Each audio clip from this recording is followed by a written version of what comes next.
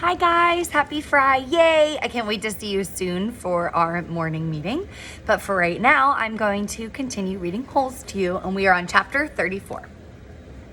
So Stanley is out looking for Zero, and unfortunately, his water canteen had no water in it. The sun was almost directly overhead. He figured he could walk for no more than another hour, maybe two, before he had to turn back. It seemed pointless. He could see that there was nothing ahead of him, nothing but emptiness. He was hot, tired, hungry, and most of all, thirsty. Maybe he should turn around now. Maybe he had already gone halfway and just didn't know it. Then, looking around, he saw a pool of water less than 100 yards away from where he was standing. He closed his eyes and opened them to make sure that he wasn't imagining it. He hurried towards it. The pool hurried away from him, moving as he moved, stopping when he stopped. There wasn't any water. It was a mirage caused by the shimmering waves of heat rising off the dry ground. He kept walking.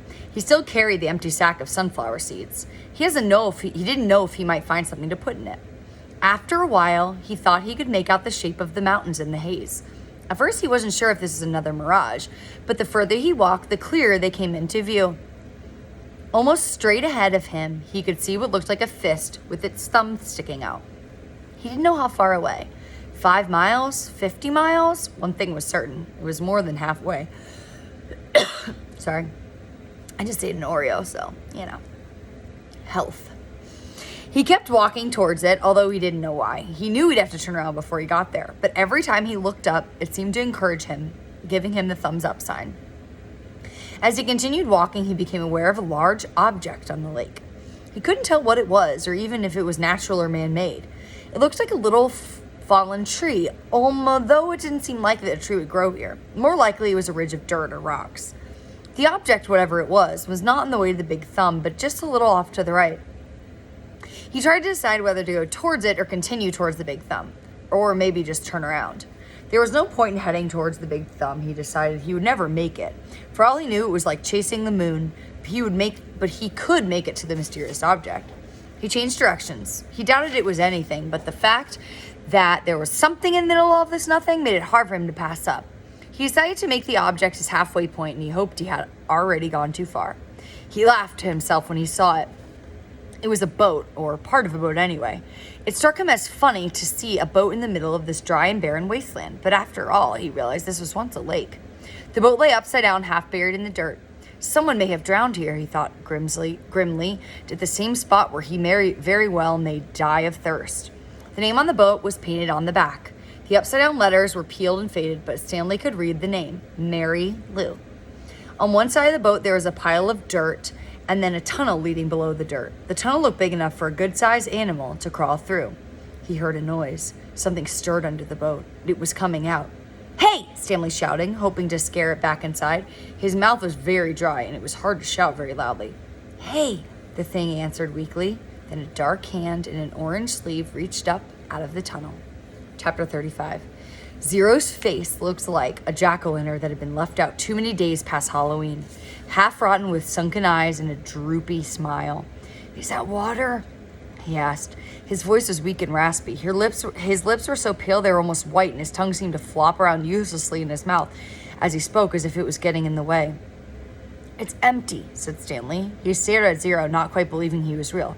"I tried to bring the whole water truck to you," but he smiled sheepishly. "I drove it in a hole. I can't believe you're—" "Me neither," said Zero. "Come on, we've got to get to camp." Zero shook his head. "I'm not going back." "We have to. We both have to." "You want some sploosh?" Zero asked. "What?" Zero shaded his eyes with his forearm. "It's cooler under the boat," he said. Stanley watched Zero crawl back through the hole. It was a miracle he was still alive, but Stanley knew he would have to get him back to camp soon, even if he had to carry him. He crawled after him and was just able to squeeze his body through the hole. He would have never fit when he first came to Camp Green Lake. He'd lost a lot of weight. As he pulled himself through, his legs stuck something hard and sharp and hard. It was a shovel. For a second, Stanley wondered how it got there, but then he remembered that Zero had taken it with him after striking Mr. Pendanski. It was cooler under the boat, which was half buried in the dirt. There were enough cracks and holes in the bottom of the boat, now the roof, to provide light and ventilation. He could see empty jars scattered about. Zero held a jar in his hand and grunted as he tried to unscrew the lid. "What is that?" "Sploosh." His voice was strained as he worked on the jar. "That's what I call it. They were buried under the boat." He still couldn't get the lid off. I found 16 jars. Here, hand me the shovel. Stanley didn't have a lot of room to move, but he reached behind him, grabbed the wooden end of the shovel, and held it out to Zero, blade first. Sometimes you just have to, Zero said. Then he hit the jar against the blade of the shovel, breaking the top of the jar clean. He quickly brought the jar to his lips and licked the sploosh off the jagged edges before it spilled. Careful, Stanley warned. Zero picked up the cracked lid and licked the sploosh off that as well. Then he handed the broken jar to Stanley. Drink some. Stanley held it in his hand and stared at it a moment. He was afraid of the broken glass. He was afraid of the sploosh. It looked like mud. Whatever it was, he realized it must have been the boat when the boat sank. That meant it was probably over 100 years old. Who knew what kind of bacteria could be living in it? It's good, said Zero, encouraging him. He wondered if Zero had heard of bacteria. He raised the jar to his mouth and carefully took a sip. It was warm, bubbly, mushy nectar, sweet and tangy. It felt like heaven over it flowed over his dry lips and down his parched throat. He thought it might have been some kind of fruit at times. Perhaps peaches. Zero smiled at him. I told you it was good. Stanley didn't want to drink too much, but it was too good to resist. They passed the jar back and forth till it was empty. Well, how many are left? He asked. None, said Zero. Stanley's mouth dropped. Now I have to take you back. I'm not digging any more holes, said Zero. They won't make you dig, Stanley promised. They'll send you back to a hospital like Barf Bag. Barf Bag stepped on a rattlesnake, said Zero. Stanley remembered how he'd almost done the same. I guess he didn't hear the rattle. He did it on purpose, said Zero. You think? He took his shoe and sock off first. Stanley shivered as he tried to imagine it. What's a Mariolo? Asked Zero. What? Zero concentrated hard. Mariolo. I have no idea. I'll show you, Zero said. He crawled out from under the boat. Stanley followed. Back outside, he had to shield his eyes from the brightness. Zero walked up and down to the back of the boat, around the back of the boat, and pointed to the upside-down letters. Maria Lou. Stanley smiled. Mary Lou, it's the name of the boat.